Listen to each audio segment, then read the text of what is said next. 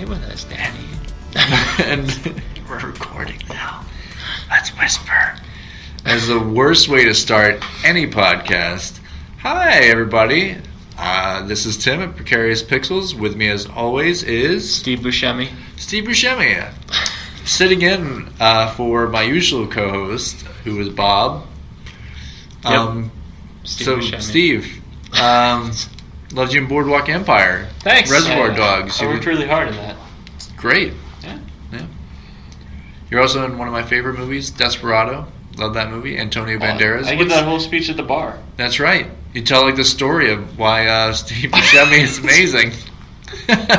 So Steve, what's it like working with Antonio Banderas?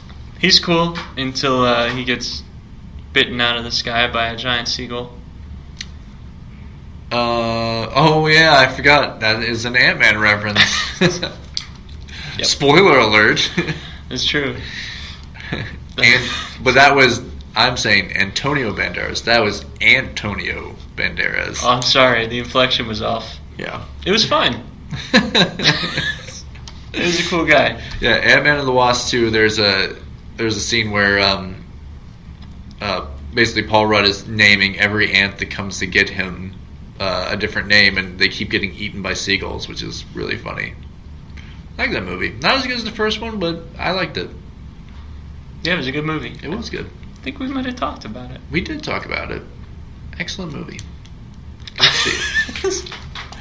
Tim not giving up on Ant-Man and the Wasp. I love Ant-Man and the Wasp. Pretty sure a lot of people saw it. Nope. Nobody saw it. No, I'm sure a lot of people saw it. If you're listening right now and you haven't seen Ant-Man and the Wasp, do it for Tim. Do it for me. So they make 1,000 more Paul Rudd movies. Well, they did put that question mark in. That's right. Close-up magic is going to save the Marvel Universe. That's how we beat Thanos. He does close-up magic, and then they slip the Infinity Gauntlet off of Thanos. That close-up magic was awesome. It was amazing. I wonder if he was actually doing that or if it was CG'd. I bet he actually learned to do it. They said, hey, could you learn close-up magic for this role? And he was like, I will learn close-up magic for this role. He might have already known it. He might have. He's been around a long time. He has. He still looks the same. Yeah, he doesn't age. He's like Keanu Reeves. Yeah. Except Keanu Reeves looks gruffer. I don't know. This is because he grows a beard every once in a while. Otherwise, he looks the same. If you see him without the beard, he's still Keanu Reeves. He still looks like Neo. Yeah. The Matrix. He's still shocked by everything. Whoa. Lawrence Fishburne, whoa. I never would have expected this mailbox to do this. It's like, the past? Oh my god. Whoa. Are you talking about the lake house? Yeah. Alright, that is done. I've never seen it, but I know it's a time travel film. Yeah, there's, if you want to know about it, go, there's another great podcast of How Did This Get Made? Oh, they did the lake house? Oh, they definitely did the lake house. Now I have to watch it. Oof. I know they did another great Keanu Reeves movie, which was Johnny Mnemonic. Oh, yes, which was actually such a weird movie, but really just, it was like the epitome of like the 90s.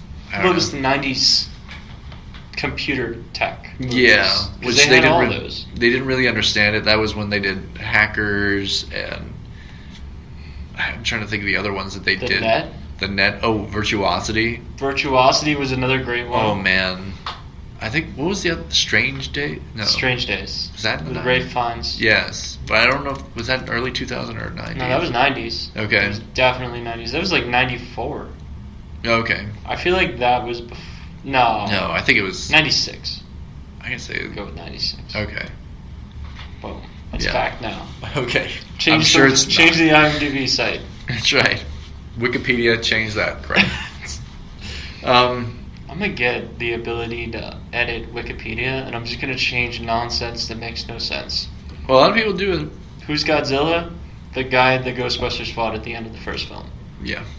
Apparently, How Did You Get This? How Did This Get Made? Has changed Stellan Skarsgård to Stellar Skateboard several times. That's a good one. It is a good one, and I'm not sure how they have the ability to do it, but somebody who obviously is a fan of them keeps changing Stellan Skarsgård to Stellar Skateboard. I'm imagining that was probably just an autocorrect thing they were typing into a phone. I don't know. I'm Because not that sure. seems like the autocorrect for Stellan's Skarsgård, yeah. Yeah. But we're going to be talking about a Skarsgård today. Oh, that's true. In Castle Rock. But first, let's go with some current movies. And you saw Mission Impossible Fallout. I did. Mission Impossible Fallout 76 Not Fallout 76. is the real title. But yeah, so you saw Fallout. I did. So Superman and Tom Cruise get together. Superman, Tom Cruise, they fight a lot of people. Did they destroy a lot of buildings? I'm trying to think. Do I city don't blocks think just die? Does Superman jump out of the way of a tanker truck just to let it smash into It's a not building? Superman. What was that one called? Man of Steel. It was not Man of Steel? It was not Man of Steel. As a matter of fact, I'm trying to think if they actually destroy a single building in this film. Okay. There's huge set pieces, but I don't think any of them involve destruction of a building.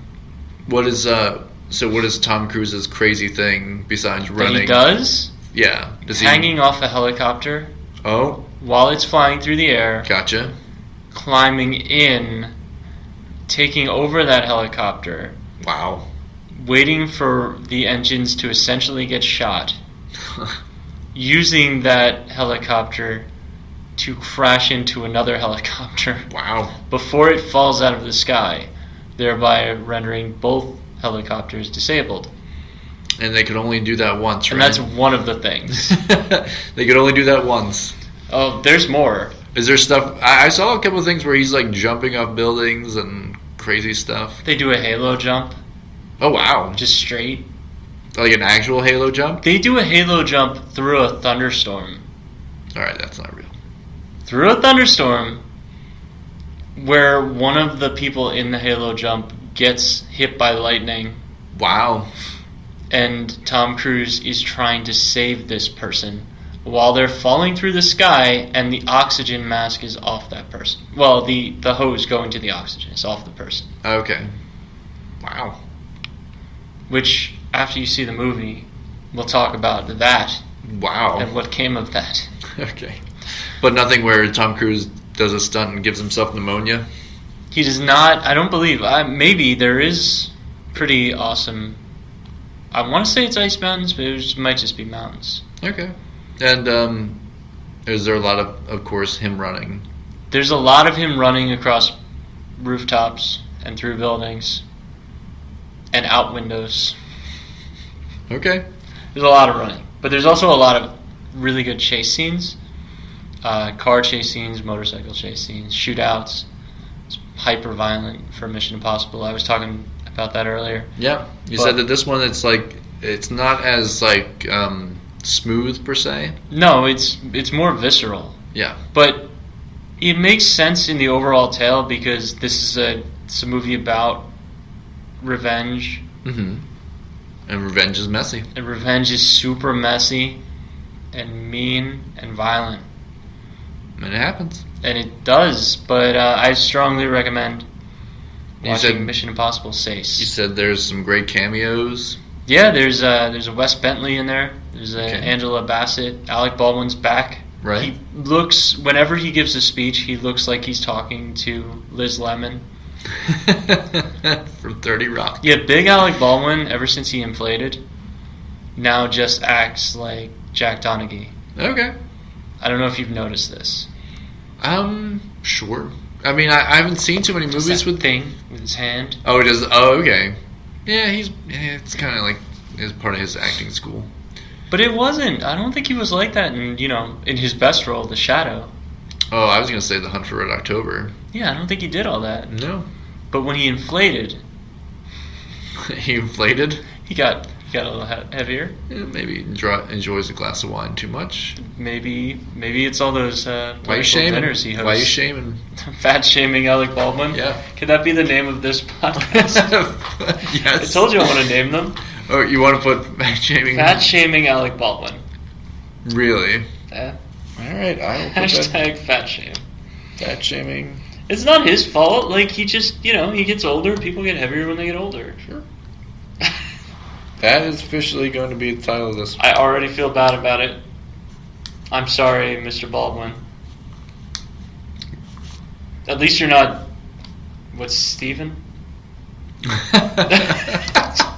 At least you're not one of your other brothers. Is that what you're trying to say? Daniel. Daniel's the big one. I thought Steven was the... I feel like Steven was the one in Biodome. I think so, yes. He's not the big one. No, and he's his the big conspiracy guy. His daughter is dating, or I guess going to be marrying Justin Bieber. Why do you know that? It has been...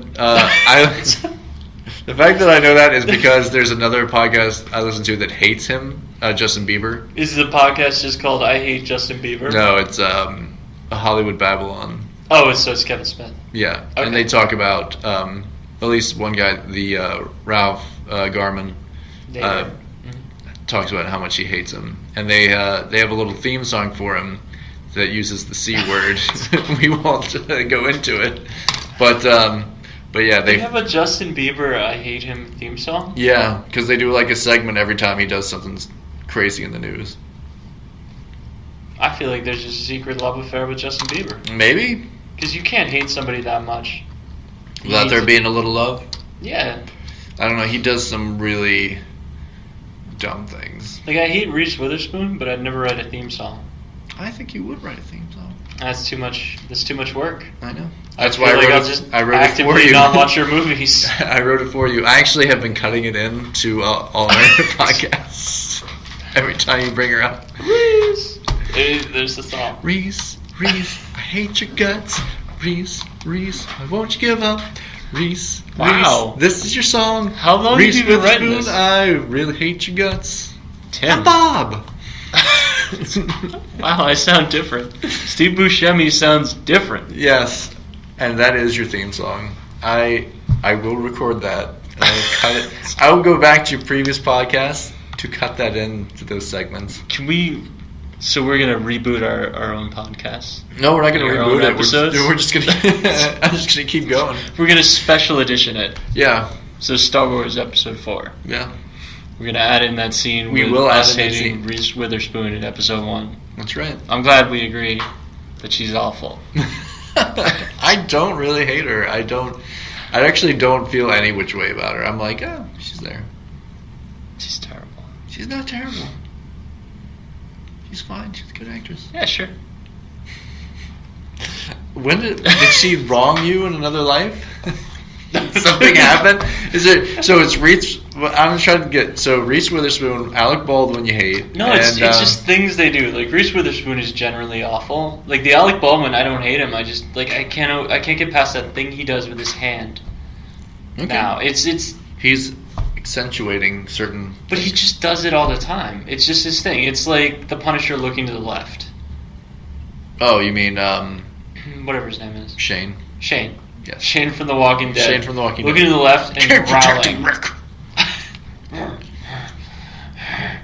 Like he just growls and looks to the left. He's so angry. He is angry, and he's really great as the Punisher. Have I ever seen him in a happy role? I don't think so. I don't think I've seen him in rom-coms. Doesn't mean he can't do them. I don't think he could. He was in Fury. He's just pretty happy in a few spots in Fury. I feel like he still probably looked to the left and growled. So you can't protect him, Brad Pitt. Son of a buff. Can't protect us from the bad poetry.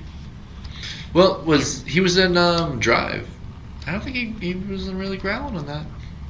Or not, I'm sorry, Baby Driver. Yeah. I don't remember him being all growly. Was he... Did he look to the left, though? I don't remember looking to the left. Gotta watch it again. See if he looks to the left. I don't think he does. But we're getting off topic here. So, Mission Impossible Fallout.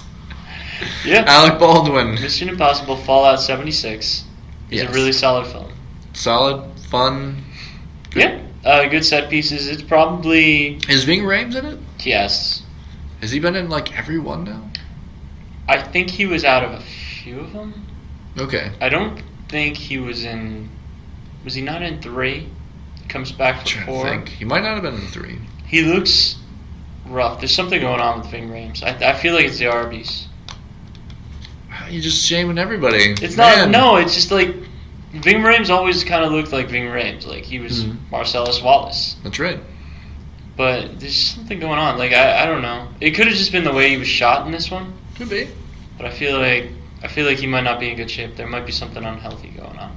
Oh, I hope not. I hope not too. I like Big Rames. I've liked him since Crime Story. Hey, look it up. He was in a great episode of Crime Story. You have no idea what that is. He's been in a lot of great things. He has. Mars Attacks. Forgot he was in Mars Attacks. He was great in Mars Attacks. Crime Story is what he was great in. Sure. But so you definitely recommend it. Yes. Okay. Go out, watch it. All right. See it. We'll see it. Scientology demands that you see Fallout 76. Really? Yeah. Scientology? Sure it does. Who stars in it? L. Ron Cruz. That is very true. Mission Impossible is part of Scientology. I didn't know that. Well, I mean, that they kind of made him who he is. Well, I think he made them who they are. In a lot of ways, I think they are. I mean, they've been around for a while, but they got real, 70s. I think, credibility through him in certain ways. Well, yeah. He's like their golden boy. Yeah, because who else do they have? They had Isaac Hayes. Yeah. They lost Travolta, right? Yeah. They Or lost- I don't know if they lost Travolta, I but think he said he was mad at them. okay. Something to do with his kid. Yeah. Yeah, he was going through a rough He patch. said something about his kid. Was his kid autistic or something? They said something about that. Was that him? It might have been. I don't know. I don't know enough about it. I know Giovanni Ribisi's Scientologist. Oh, okay. They haven't killed him yet. All right. Sneaky Pete. I haven't watched the show, but I know he's in it. Sure. So, something else that actually we watched this week and talked about last week, Castle Rock. Yeah. So, this is the Stephen King universe, basically, TV show. Not sure what it's building to, but we're going to talk about this a little bit. The first 3 episodes came out. We're going to give a spoiler warning here if you haven't seen it yet. But watch the first 3 episodes. They're setting up a lot of things. Yeah. Introducing a you know what I'm lot gonna of. hate? Uh-oh. I'm just thinking about this. I'm gonna hate this. What? I'm gonna hate it. Why? It's J.J. Abrams, isn't it? Of course it's J.J. Abrams. That Never was the gonna son- have a solution. It's never gonna have a solution. And if it does have a solution, it's gonna be one I don't like. I don't know. Do you know he's going around saying he might walk back some of what happened in The Last Jedi? I've heard that. I mean, I was going to maybe talk about that in a later episode that the Parents. Right. But also, I know Carrie Fisher's actually going to be in it. Is she? She is. They had shot some footage from The Last Jedi that they didn't use, and that they're actually going to... I think it was like a whole storyline that they didn't end up using. Oh, it's gonna be like that scene with Tony Soprano's mother? Maybe. I don't know. Oof. But I think the daughter kind of, like Carrie Fisher's daughter, approves of it. And it's not going to be, I don't think they're going to CG anything. And I don't think they're going to re-record any lines. So I think this was like something that they were working on. That was going to be in The Force Awakens, but they didn't use. So, I don't know. But that's neither here nor there. But yes, J.J. Abrams... I had heard that he was going to walk some stuff back from The Last Jedi. I don't think it's a good idea. I think it would be kind of silly to do it that way. People don't forget that easily. Yeah.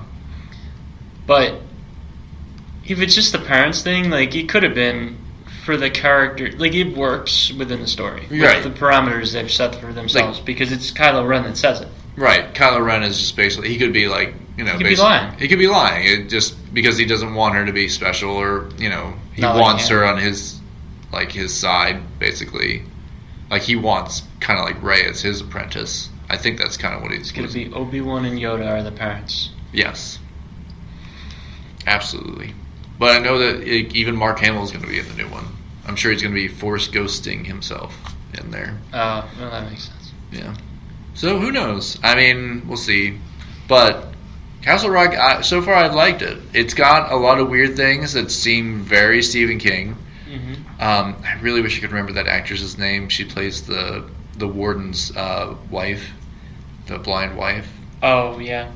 Which is pretty good. She is good. And she's been on a ton of stuff. 6 Feet Under, 6 Feet Under. And the TV show they had. Oh, I know the show. And That's of where course, Dexter came from. Yes. And yeah, Dexter. And she was on the American Horror series. Like she's been, I forget how many seasons. But yeah, I think I don't know. I like the people they have. All the actors are really good. The story's like building to something. It's got a lot of weird, like unexplained things.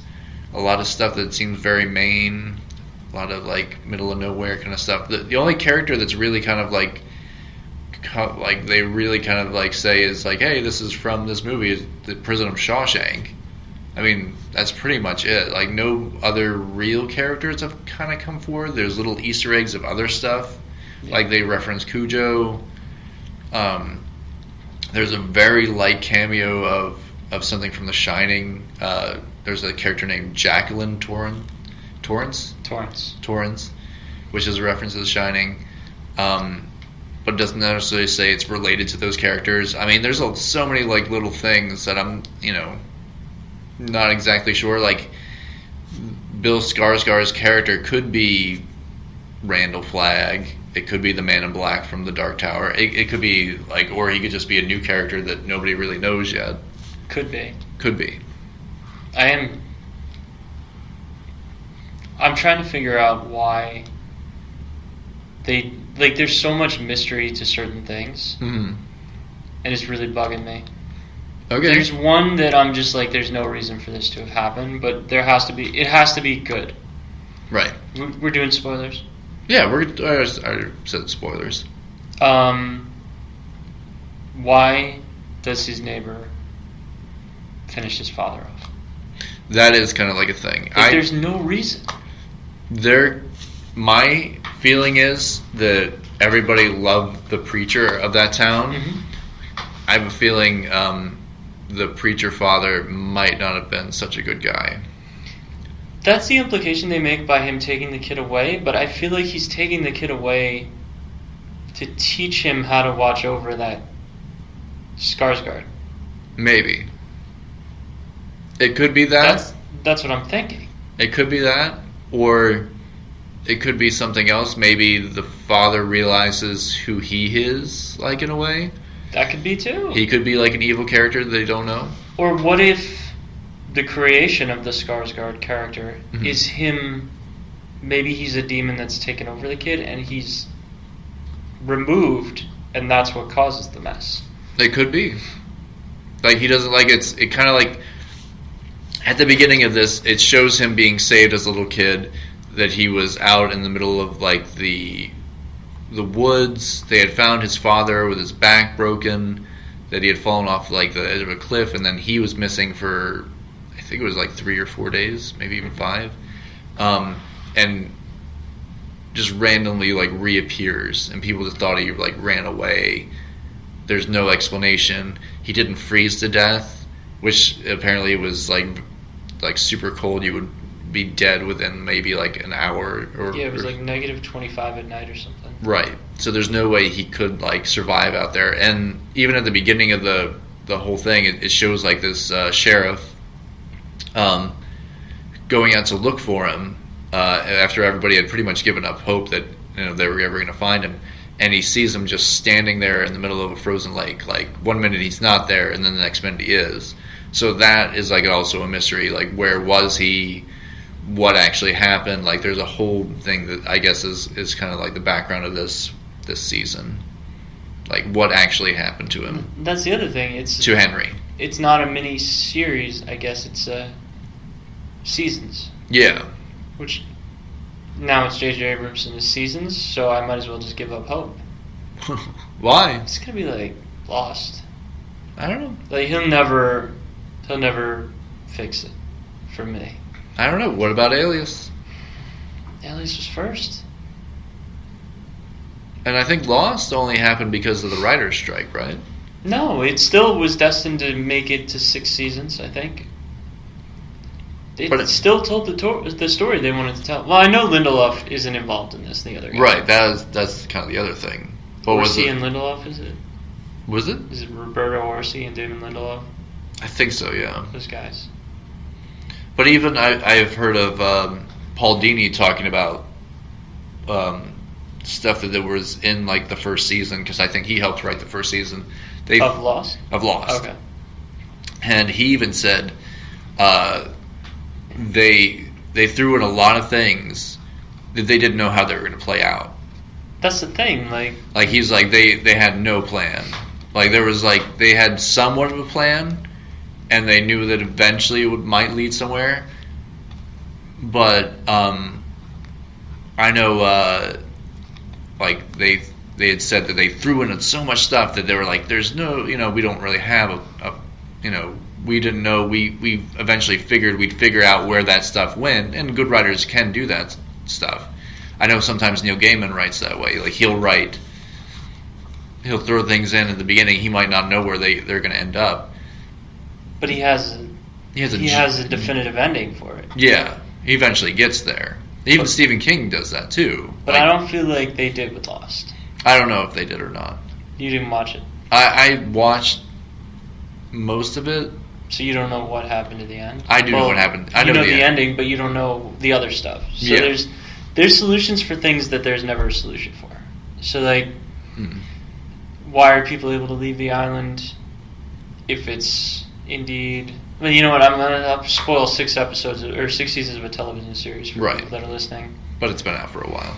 I know, but okay. So why are they able to leave Purgatory and then come back? Yeah. Or why is the black smoke monster never explained? Yeah. What is the black smoke monster? Right. Why can John Locke walk? Is it because he's in Purgatory? Right. If so, why are other people getting injured and dying? Right. What's going on here? Why are there polar bears? What was this a testing site for? Right. It's really annoying. Like, and I don't want Castle Rock to be that. Yeah. And so far it's not. There's only one thing that's really unexplained. Right. Like hard, and that's her killing the father. Right. And that's annoying. Yeah. And it's going to be annoying for 7 more episodes. Yeah.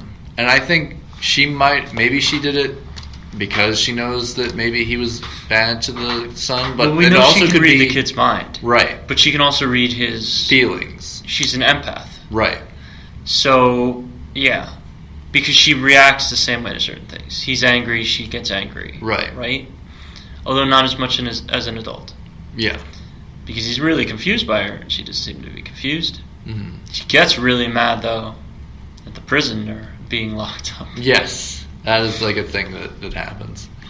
But I also know that one of the guys who wrote on this, Mark Bernardin, who is a very, very huge Stephen King fan, and the way he talked about it, he said, we weren't trying to take a bunch of stuff and make like a sequel to any Stephen King book or property. They were just trying to write a story that feels like very Stephen King.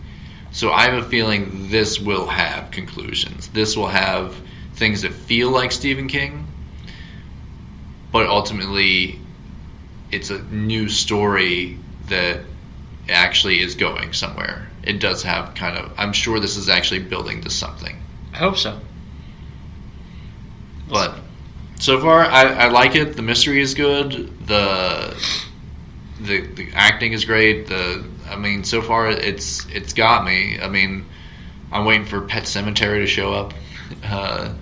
There was a part where they dig up a dog to make sure it was dead, and I was like, are they going to make a Pet Sematary reference right now? Because that would be amazing. They're not doing any of that. No, they haven't put any of that stuff in. And really, Shawshank is like the only thing that they've really put in there. But there's other than like little Easter eggs, but I don't think it's really like meant to be like influence the story in any way. And there is a tragedy of something that happened in Shawshank they haven't really gone into yet, like a fire. But I don't know if anything was referenced in any of the other ones like that. It might have just been a fire to create that opening for the prisoner to be kept there. Right. In a bear cage. For who knows how long. 37 years. Right. Because it was 81, wasn't it? I think, or no, it might have been 27 years. Was it 91? I forget. I think it was 91. So 27 years. I think it was 27 years. And I think even the Bill Skarsgård asks Henry, like, how long ago was that, or something along those lines. Like, he didn't understand that. He asked him if it had begun yet. Like, there's a lot of stuff. I'm just like, I really wish I could get what they're getting at. And he doesn't see him as an enemy, which is the other thing. thing. Which is, yeah. Because he would know. Right. Whereas Henry wouldn't. Exactly. We'll find out. Yeah. In 7 weeks. In 7 weeks, yes. They did not drop all this at once. No, they did 3 episodes. 3 episodes, I think, kind of entice people in, and then once you're 3 episodes into, like, I think anything, I think they pretty much count on you probably finishing it. I'm sure there's, like, an algorithm for that, where if anybody watches a show 3 episodes in, they end up finishing it. Makes sense. Well, you know. And speaking of finishing stuff... You like my segue there? That's it. It's over after this one. I dig it. No. So either of the things you could talk about, it works for. Oh yeah, I know. But we had talked about last week that they were maybe going to drop a Venom trailer to show what the footage they showed at San Diego Comic-Con, and they did. I've seen it. You have not. Nope. But it pretty much is what they said it is.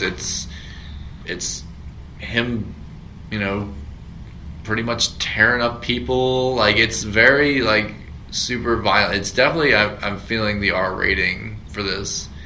And maybe that's what they're going to do with this series, but it's, you know, eating people's faces and calling them turds.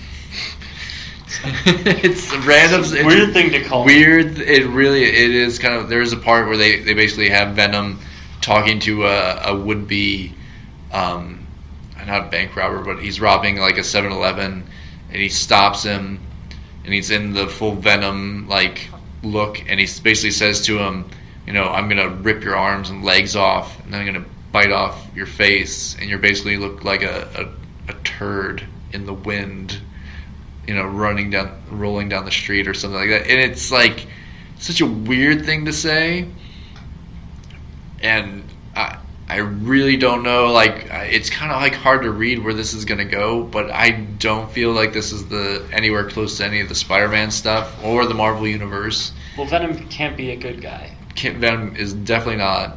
This is definitely in reference to the I think it's like the Dark Protector or something along those lines. There was a Venom storyline where it's like, yeah, he's not evil, but he's not exactly good either.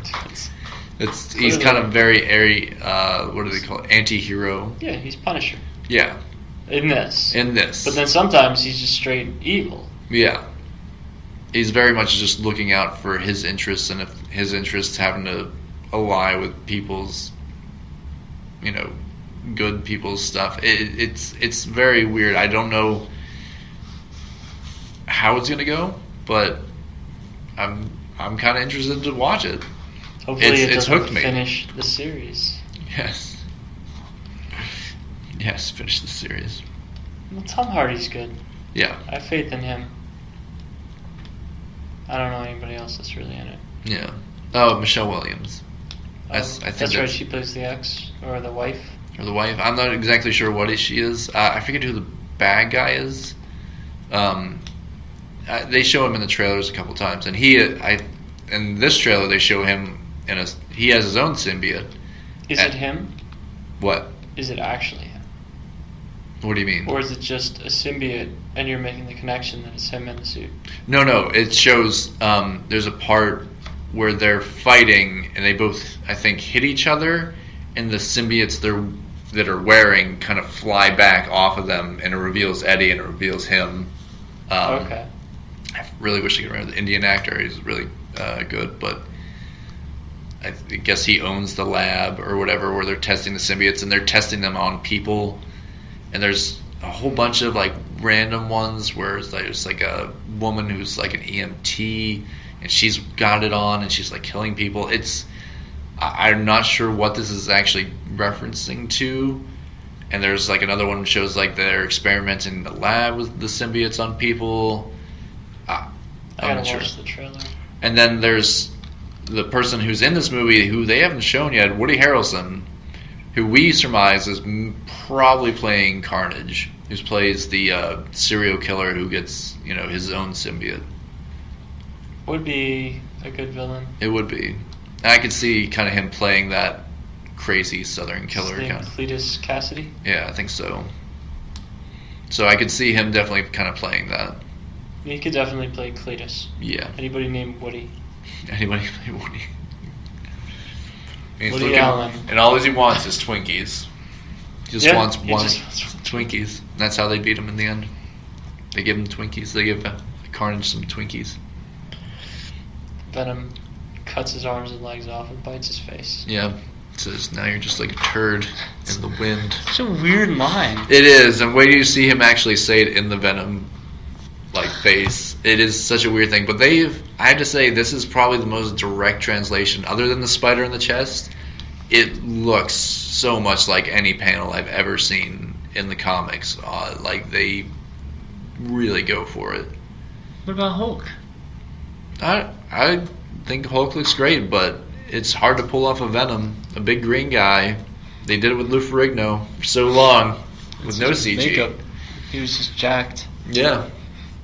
He had, they gave him like his own like little brow. But I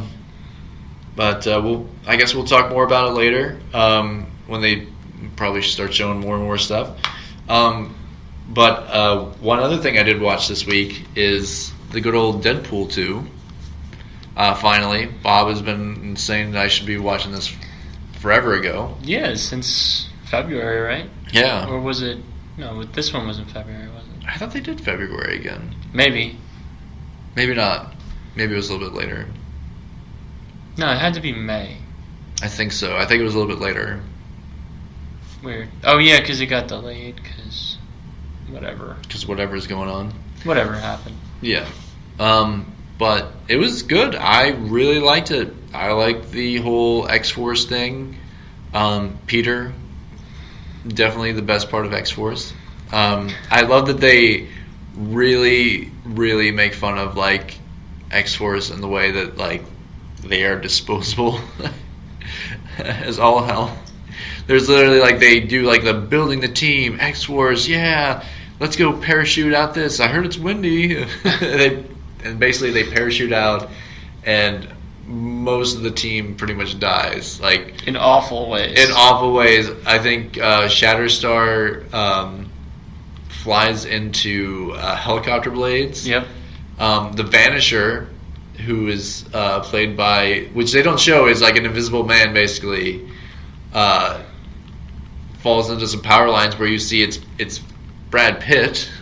So really random there. Terry Crews, who plays Bedlam, gets hit by a bus. And what was it? Bill Skarsgård. I think he's like I forget his name, but he's like he spits venom. He spits like or he toxic vomits venom, toxic venom or whatever, the acid. Yes. Which I honestly, it didn't surprise me. He died in a mulching machine because I think in the X-Force, his first appearance on the comic, he dies within like the first like 4 pages. Jeez. That character. That was when they were doing a really disposable version of X-Force, which I think they reference. Like where I think he gets like shot with a bazooka or something crazy like that. But yeah, this was great. I loved it. Domino, I love that character. I think I'm gonna say her name really wrong. It's like I can't think of it right now, but it's she does a really great job in it. The fights are amazing. Obviously, Ryan Reynolds makes some great jokes. He does. So does T.J. Miller. T.J. Miller makes some great jokes. Dopinder, the guy who plays Dopinder, is really funny. And they do like a... I'm trying to think, what's his name? Brolin. Josh Brolin. Plays Cable. They make references to Thanos. They make references to like a bunch of other movies. They even make a reference to the Hulk sleep thing, which was, I think, that was one of my favorites. It's like it's like sun's getting pretty low, big fella. Yeah, and that's spoilers for all this, but the Juggernaut's in this, and probably I think the truest version of Juggernaut I've seen on the screen so far. I loved it. I think it was great, and honestly, he should be a CG character. I mean, it just makes so much like sense.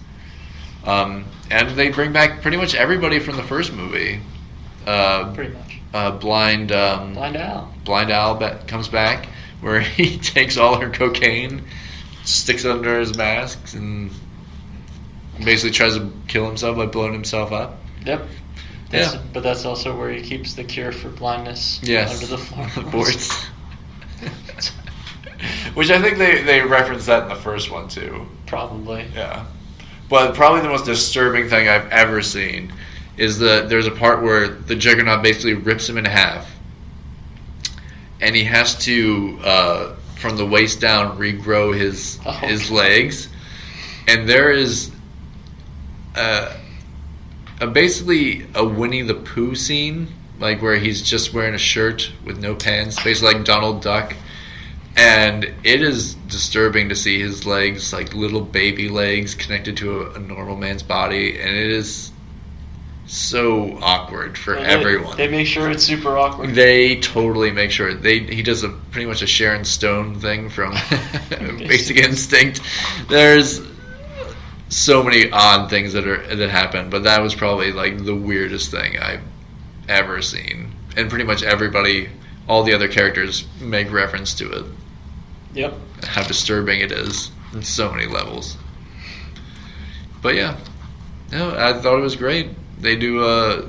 They totally make fun of themselves. A lot of stuff with going back in time, killing the Deadpool that was in Wolverine Origins. The X-Men Origins Wolverine thing, which was awful, really, really awful. Thank God they made this version. Great movie. Oh, such a horrible movie. I think we saw it in the theaters too. We might have. Yeah.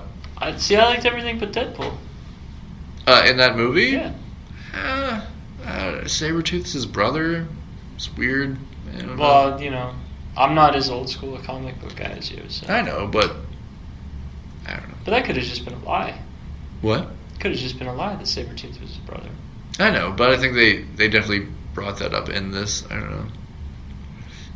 But I actually kind of almost expected a Hugh Jackman cameo at some point, because he had shown up with Hugh Jackman in a couple things, like they did some stuff on Instagram, or Twitter, one of those. Yeah, maybe in Deadpool 3. Maybe the next X-Force movie. I'd love it. It'd be great if they could bring him back. Now that Disney owns everything, Hugh Jackman said he'd come back to do it if it was like they were fighting the Avengers.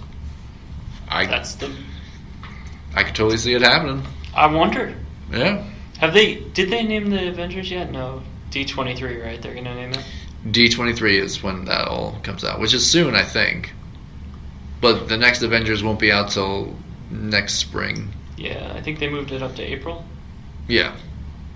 But I guess that's to give time to whatever they're going to do. I mean, Captain Marvel. And I think the next one will be the next Guardians of the Galaxy movie. Will it? I don't know. It's up in the air now. I know. And a lot of the cast has come out to support James Gunn, so... I don't know if you can pull a guy for that. We live in an interesting time. I know. But we'll see how that goes. I think it was a mistake on their part. Yeah, but Disney's... I don't know. They're weird. I don't know if they'd back down. I don't know. It's Disney. It's Disney. We'll have to see. I mean, they've learned from Star Wars not to tick off the fans, Yeah. but maybe they're too responsive to a vocal minority in this case. Right. I don't know. We'll see how it goes. Future is weird. I know. And we'll see how that goes. But I would definitely recommend Deadpool 2. It's super enjoyable in that, I don't know, like a 15-year-old's kind of humor, but it does have some sophistication to it. But it's definitely, it has all the, yeah, it has all those weird jokes to it that, you laugh at as a kid, but also as a big kid too. And I think the story is good, and it's the best version of X-Force I've ever seen. So I hope they make more. They should. They will. I'm sure they will. I'm sure everybody said they'd come back, and I'm sure if they said, Ryan Reynolds, do it again, he'd totally be up for it. He produced them. I know. And I think he co-wrote this one. Yeah. Yes, he did. So I'm sure he'll be back. He might have co-written the first one, actually. I think he might have helped out with that. And I know that he put in like a lot of like random humor. I think the IKEA scene from the first one, that random one where they're talking about the different items from IKEA. Yeah. The shelving unit. All that stuff. I don't think it was good, so, and this was a good one as well. Action was great. All the CG was great. Finally get a Colossus versus Juggernaut fight, which I always loved since watching the 90s X-Men cartoons and stuff and comics. So yeah, I hope they do more. Me too. So I think we're gonna wrap it up now. As always, you can contact us. We're Precarious Pixels. You can find us on iTunes. You can review us. We're always happy to hear feedback. You can find me on the Instagrams at Tim Martinek. You can find Bob at... I'm on the Twitter at Buscemi_Steve. No. Just kidding. No. No. It's Martin, MARTON_Bob. Spelled Sure. like it sounds. Right? And review us, like I said, iTunes, Spreaker, and Stitcher. And, of course, if you want to subscribe to us or leave us feedback on our YouTube channel as well. It's #PrecariousPixels, and you can find us. All right. So, as always, we'll come back next week. We'll give you some more stuff. And if you want to, find us online, there you go. All right. I ended this really weird. No, you didn't. Yeah, I did. I started it weird. You were just doing Steve Buscemi. Steve Buscemi agrees. Does he? Okay. All right. So see you next week. Bye. Oh, no bye. See ya. That was great. To do a little redesigning with us, you can find Bob at Martin, MARTON_BOB on Twitter, and you can find me on Instagram at Tim Martinek, all one word, TIMMARTINEC. And you can join in us, have some fun, do your redesigns for this week's redesign. It's a lot of fun for us to do this, but we like to see fresh ideas and fresh artists doing what they do as well. You can also hashtag it Precarious Pixels and we'll find it as well.